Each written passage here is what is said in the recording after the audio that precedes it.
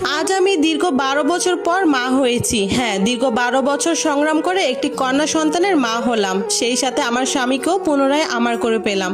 কথাগুলো ইনবক্সে একজন বোন আমাকে জানিয়েছেন। কথা দিচ্ছি, না খেতে পারবেন না। আমি এক সম্ভ্রান্ত পরিবারের মেয়ে। আমার বাবা মা দুজনেই ডায়াবেটিসে আক্রান্ত। তাদের সবসময় ভয় হতো যদি তারা মারা যায় আমাদের কি হবে।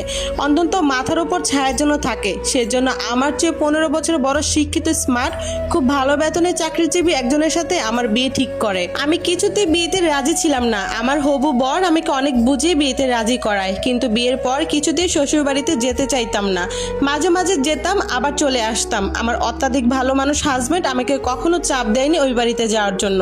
তিনি অফিস শেষে আমাদের বাড়িতে আসতেন, সকালে আবার অফিসে চলে যেতেন। একে অপরকে প্রচন্ড ভালোবাসি। খুবই সুখী দিনগুলো কেটে যাচ্ছে আমাদের। বলে না, কোনো মানুষ সব দিয়ে সুখী হতে পারে না। 17 বছরের কিশোরী, এখন 20 বছরের যুবতী হলাম, কিন্তু এখনো বাচ্চার দেখা পেলাম না। প্রথম দিকে বাচ্চার জন্য প্রেশার না দিলেও এখন তিনি এবং তার পরিবারের খুব করে চাচ্ছেন আমার জন্য একটা বাচ্চা হয়। ধীরে ধীরে আমার উপর মানসিক প্রেশার বাড়তে লাগলো। মনটা সারাক্ষণ আকুপাকু করতো একটা বাচ্চার জন্য। একদিকে মনের মধ্যে প্রচন্ড কষ্ট। সমস্ত কষ্টের সবচেয়ে নির্ভরযোগ্য সান্ত্বনার স্থান আমার আম্মুটাও সিজারিয়ান ডেলিভারিতে ডাক্তারের ভুল সিজারের কারণে নবজাত ছোট ভাইকে আমার কোলে দিয়ে শেষ নিঃশ্বাস ত্যাগ করে। আমার পৃথিবী অন্ধকার হয়ে গেল। যাকে কয়দিন আগেও ভাত খাওয়াই দিতে হতো, তাকে ছোট ছোট 3টে ভাই বোনের দায়িত্ব নিতে হচ্ছে। ছোট ভাইকে টেক কেয়ার করার দায়িত্ব নিজের কাঁধে তুলে নিলাম। ওইদিকে আমার শাশুড়ি ননদ আমার স্বামীর কান ভাঁড়তে লাগলো। বাচ্চার জন্য দুশ্চিন্তা আর দায়িত্বের মধ্যে দিন কেটে যাচ্ছে। একদিন হঠাৎ আমার পেটে ব্যথা হওয়াতে ডাক্তারের কাছে যাই। পরীক্ষা নিরীক্ষার পর পেটে ওভারিয়ান সিস্ট ধরা পড়ে। অপারেশন করার পর মনে হচ্ছে কিছুটা ভালো হয়ে যাব। 4 মাস যেতে না যেতে আবার ব্যথা শুরু হয়। 2014-তে এসে আবার অপারেশন করাতে হয়, এবার পেট কেটে, সেই ওভারিয়ান সিস্টের কারণে। আমার ইমিডিয়েট আমি আমার ছোট ভাইকে পড়াশোনার জন্য মালয়েশিয়া পাঠিয়ে দিই। পাশাপাশি জবও করে। আমার শাশুড়ি ননদ আমার স্বামীকে বারবার বাচ্চার জন্য দ্বিতীয় বিয়ের চাপ দিতে থাকে। বারবার বলতে থাকে এই মেয়ে কোনোদিনও মা হতে পারবে না। আমার হাজবেন্ডের মনকে আমার বিরুদ্ধে বিষিয়ে তোলার চেষ্টা করতে থাকে। একদিক দিয়ে আমার পেটে আবার ব্যথা শুরু হয়, আবার সিস্ট হয়। ডাক্তার আবারও অপারেশন করাতে বলে। অপারেশন করার আগে 2015-তে আমাদের এতিম করে দিয়ে আমার বাবাও চিরদিনের জন্য চলে যায়। বাবার সুখ কোনো মতে কাটিয়ে উঠতে পারিনি। বুঝতে পারলাম সে একটু একটু করে বদলে যাচ্ছে। আমার বাড়িতে আসে না আগের মতো। যেভাবে মা মারা যাওয়ার পর সাপোর্ট দিয়েছিল, সেরকম সাপোর্ট যেন তার মধ্যে দেখা যাচ্ছে না। বলে রাখি, 2009-তে মা মারা যাওয়ার পর থেকে 2015 পর্যন্ত তার সাপোর্টের কারণে আমি আমার ভাই বোনদেরকে, বাবাকে দেখাশোনা করতে পেরেছি। একদিন জানতে পারলাম আমার হাজবেন্ড যে আমাকে নিজের জীবনের চেয়েও বেশি ভালোবাসে। পাশের গ্রামের এক সন্তান সহ ডিভোর্সিকে বিয়ে করে। আমি মাকে হারিয়েছি, ধৈর্য ধরেছি। বাবাকে হারিয়েছি, ধৈর্য ধরেছি। কিন্তু এখন সব ধৈর্যের লিমিট ক্রস হয়ে গেছে। এই যে আর সহ্য হচ্ছে না। মনে হচ্ছে আমি পাগল হয়ে যাচ্ছি, অস্বাভাবিক মানুষে পরিণত হয়ে যাচ্ছি। খাওয়া নেই, ঘুম নেই, গোসল নেই, শুধু নামাজ পড়ে পড়ে আল্লাহ তাআলাকে ডেকেছি, হে আল্লাহ, আমার এতিম ভাই বোনদের জন্য হলো আমাকে বাঁচিয়ে রাখো। অজ্ঞান হয়ে যেতাম। আমার ভাই বোনও অজর দ্বারাই কান্না করতো, মনে করে আমি মরে গিয়েছি। কিন্তু আমার ছোট ছোট ভাই, আত্মীয় স্বজন কাউকে জানতে দেয়নি সে বিয়ে করেছে।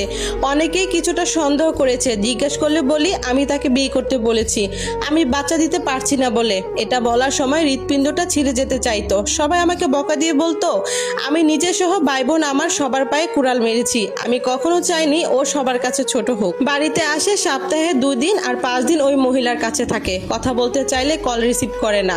ওই মহিলা রিসিভ করে, বলে আমার হাজবেন্ড বাড়িতে নেই। বুঝতে পারতেছি আমি ধীরে ধীরে পাগল হয়ে যাচ্ছি, কিন্তু এত কিছুর পরও শুধু আল্লাহকেই বলতেছি, হে আল্লাহ, আমার মাথার উপর একমতো ছাড়টাও তুমি কেড়ে নিও না। বিশ্বাস ছিল সে ফিরে আসবে, আল্লাহ আমাকে রহম করবেন। মহিলা তাকে চাপ দিতে থাকে আমাকে ডিভোর্স দেওয়ার জন্য। একদিন সে বাড়িতে আসলে তাকে আমি বলি তোমাকে ডিভোর্স দিব। সে যেহেতু আমাকে প্রচন্ড ভালোবাসে, শুধু তার বাচ্চার দরকার, সে চেয়েছিল 2 জন বউই থাকবে। কিন্তু আমি যখন ডিভোর্স দিব বললাম, ওইদিকে ওই মহিলার ডিভোর্স দিতে বলতেছে। ও আর সহ্য করতে পারেনি, স্টক করে। কান্না করতে করতে হসপিটালে নিয়ে গেলাম। ওর বাড়ির লোকজন, ওই মহিলা আর তার বাড়ির লোকজন হসপিটালে দেখতে আসে। তাদের চোখে মুখে এক বিন্দু দুশ্চিন্তা নেই। আমি প্রথমবার মহিলাকে দেখি, বুঝতে পারলাম একমাত্র বাচ্চার জন্য এরকম কুৎসিত মহিলাকে বিয়ে করেছে। আমি শুধু জায়নামাজে কেঁদেই যাচ্ছি। আল্লাহকে বারবার বলতেছি যেন আমার একমাত্র অবলম্বনটুকু কেড়ে না নেয়। আমার শাশুড়ি ননদ বারবার আমাকে দোষ দিচ্ছে, তিরস্কার করে কটু কথা শোনাচ্ছে। সহ্য করে আছি। আল্লাহর রহমতে সে ভালো হলো, কিন্তু কেউ হসপিটালের বিল দিচ্ছে না।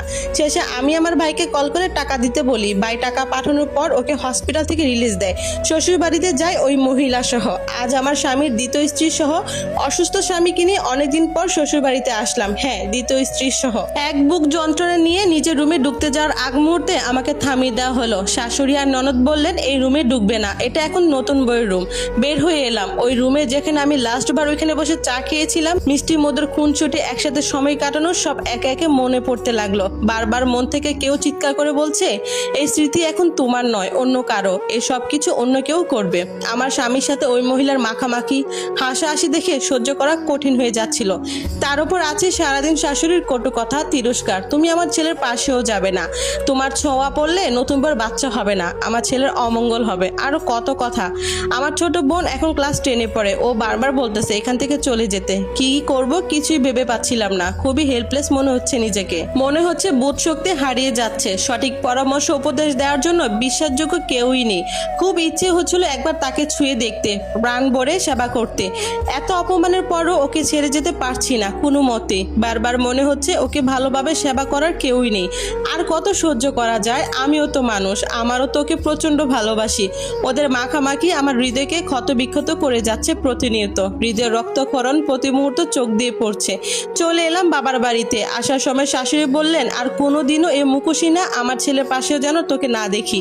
বাড়িতে এসে নামাজ পড়ে প্রচন্ড কান্না করলাম। আমার ছোট ভাইটিকে মাদ্রাসায় ভর্তি করিয়েছিলাম। আল্লাহকে বলতেছি আজ থেকে আমার ছোট ভাই বোনদের আপন বলতে কেউ থাকবে না, তোমার হাতে ওদেরকে দিয়ে গেলাম, তুমি ওদেরকে সহায় হয়েও আল্লাহ। প্রাণ ভরে দুই ভাই বন্ধুকে জড়িয়ে ধরে কান্না করলাম। তারপর কাউকে কিছু না জানিয়ে বাড়ির পাশে একটা রেল লাইন আছে, সেখানে চলে গেলাম সুইসাইড করার জন্য।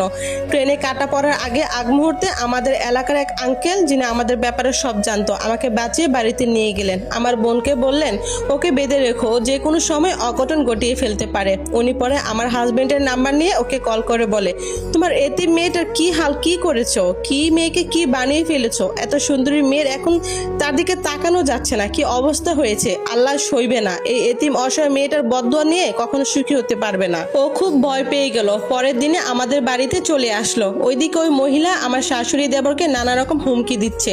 বারবার বলতেছে তোমাদের ছেলেকে বলো প্রথম বউকে তালাক দিতে, নয়তো সবাইকে জেলের ভাত খাইয়ে ছাড়বো। আমার হাজবেন্ড বুঝে গেল।